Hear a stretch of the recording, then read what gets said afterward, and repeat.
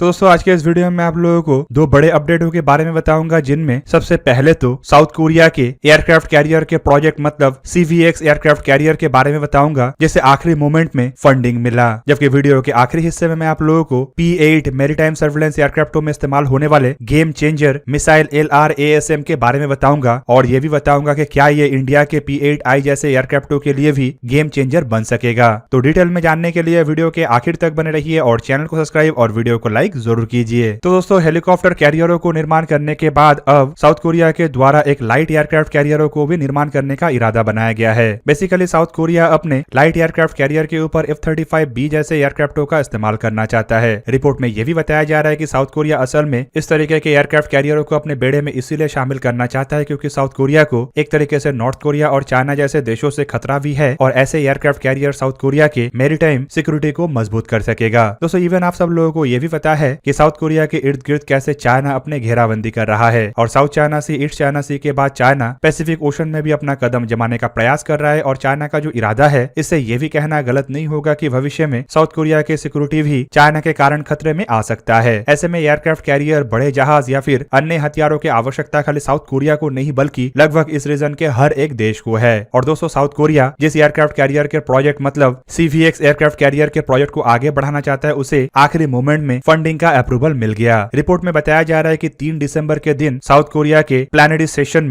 Session के तहत national assembly से डिफेंस बजट के स्वरूप करीबन 54.6 ट्रिलियन साउथ कोरियन करेंसी का अप्रूवल मिला है, जो करीब करीब $6.1 बिलियन होता है। और दोस्तों ये फिस्कल ईयर 2022 का साउथ कोरियन डिफेंस बजट भी है, जो कि पिछले साल के डिफेंस बजट के तुलना में करीबन 3.4% अधिक है। असल में दोस्तों अगर देखा जाए तो नेशनल असेंबली में साउथ कोरिया के डेमोक्रेटिक पार्टी का एक तरफा मेजोरिटी है, और इसी वजह से ही ये बजट को अप्रूवल करना इतना आसान हो सका। रिपोर्ट में यह भी बताया जा रहा है कि इस बार के बजट में साउथ कोरिया नेवी के आवश्यकताओं को पूरा करने के लिए भी एक अमाउंट रखा गया है, जिनमें सबसे बड़ा हिस्सा है CVX प्रोजेक्ट का बजट। दोस्तों रिपोर्ट में बताया जा रहा है कि ये जो टोटल बजट है, इसका करीबन 7.2 बिलियन साउथ कोरियन करेंसी मतलब करीब करीब $6.1 मिलियन CVX प्रोजेक्ट के डेवलपमेंट के स्वरूप इस्तेमाल किया जाएगा, जो कि एक बहुत बड़े डिबेट के बाद ही अप्रूव होना संभव हो पाया। ये $6.1 मिलियन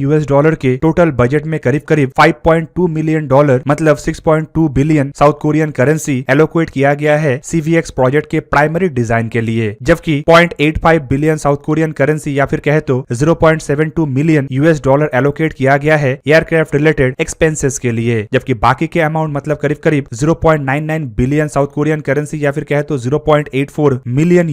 CVX प्रोजेक्ट के अन्य एक्सपेंसेस के रूप में रखा गया है। दोस्तों साउथ कोरिया के ये CVX एयरक्राफ्ट कैरियर प्रोजेक्ट को अगर देखा जाए तो ये साउथ कोरिया के अंदर काफी बड़ा चर्चा का विषय भी है, और कई बार इसे लेके न्यूज के साथ साथ बड़े बड़े पॉलिटिकल डिबेट भी हो चुका है। रिपोर्ट में यह भी बताया जा रहा है कि साउथ कोरियन नेवी ऐसे एयरक्राफ्ट कैरियर को साल 2030 तक कमीशन करना चाहता है, और साल 2023 तक इसे फुल्ली ऑपरेशनल भी करना चाहता है। और ये टोटली डोगडो क्लास के एम्फीबियस असॉल्ट शिप या फिर कहे तो हेलीकॉप्टर कैरियर के कॉन्सेप्ट के बाद ही निर्माण करने का इरादा बनाया गया है। साउथ कोरिया ऑलरेडी डोगडो क्लास के जहाजों को निर्माण करके इस तरीके के बड़े आकार के जहाजों को निर्माण करने का एक्सपीरियंस हासिल कर चुका है। और दूसरी तरफ अगर साउथ कोरिया के एलाई देश मतलब अमेरिका को देखा जाए तो अमेरिका भी इसमें काफी हद तक मदद कर सकता है। रिपोर्ट के मुताबिक CVX प्रोजेक्ट के अंदर साउथ कोरिया जिस तरीके के एयरक्राफ्ट कैरियर का निर्माण करना चाहता है, वो करीब करीब 45,000 टन भारी भरकम होगा, और लंबाई इसका करीबन 263 मीटर या फिर कहे तो 863 फीट के आसपास होगा। चौड़ाई करीबन 46.6 मीटर मतलब 153 फीट के आसपास होगा, और ये 27 नॉट्स मतलब 50 किलोमीटर पर आवर के रफ्तार से ट्रैवल कर सकेगा। साउथ कोरिया फिलहाल अपने प्लान के तहत इसमें इनिशियली 20 F-35 एयरक्राफ्टों को तैनात करना चाहता है, जबकि इसके अलावा साउथ कोरिया के द्वारा बड़े संख्या में इसमें हेलीकॉप्टरों को भी तैनात करने का इरादा रखा गया है।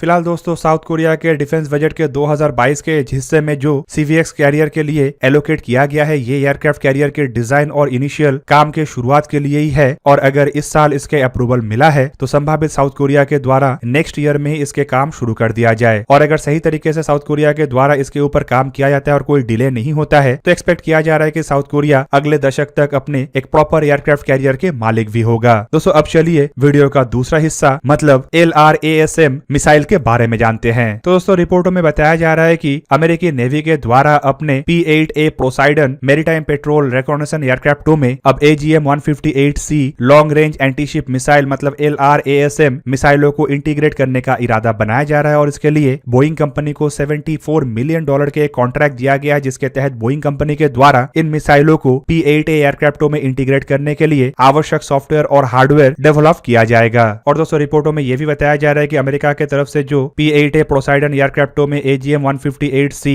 LRASM मिसाइलों को लगाने का इरादा बनाया जा रहा है, ये अमेरिकी नेवी के लिए एक गेम चेंजर बनेगा। इवन जब P-8A एयरक्राफ्टों का चर्चा हो ही रहा है तो भारत का नाम आना भी आवश्यक है, क्योंकि भारत अमेरिका के ये P-8A एयरक्राफ्टों के P-8I नेपच्यून वर्जनों का इस्तेमाल कर रहा है। रिपोर्ट के मुताबिक भारत के पास करीबन 11 नेपच्यून एयरक्राफ्ट एक्टिव है, जबकि जल्द ही और एक नेपच्यून एयरक्राफ्टों का डिलीवरी अमेरिका के द्वारा भारत को कर दिया जाएगा। और भारत के द्वारा इन एयरक्राफ्टों में हथियार के रूप में AGM-84 हार्पून क्रूज मिसाइल और मार्क 54 एंटी सबमरीन टॉर्पेडो का इस्तेमाल किया जाता है। पर दोस्तों इन दोनों हथियारों को लेकर ही अमेरिकी नौसेना काफी अधिक चिंतित है और अमेरिकी नौसेना का मानना है कि GPS डिनायल एनवायरनमेंट में ये दो हथियार इतना कारगर नहीं हो सकेगा। मतलब ऐसे एनवायरनमेंट जहाँ पे GPS को जैम कर दिया गया हो या फिर GPS काम ना कर रहा हो, वहाँ पे हार्पून मिसाइल के कार्य क्षमता घट सकता है, लेकिन अगर इन एयरक्राफ्टों में AGM-158C long range antiship missile मतलब LRASM मिसाइल हो तो ये कोई असर नहीं डालेगा। दोस्तों AGM-158C लॉन्ग रेंज एंटीशिप मिसाइलों को अगर देखा जाए तो ये असल में AGM-158B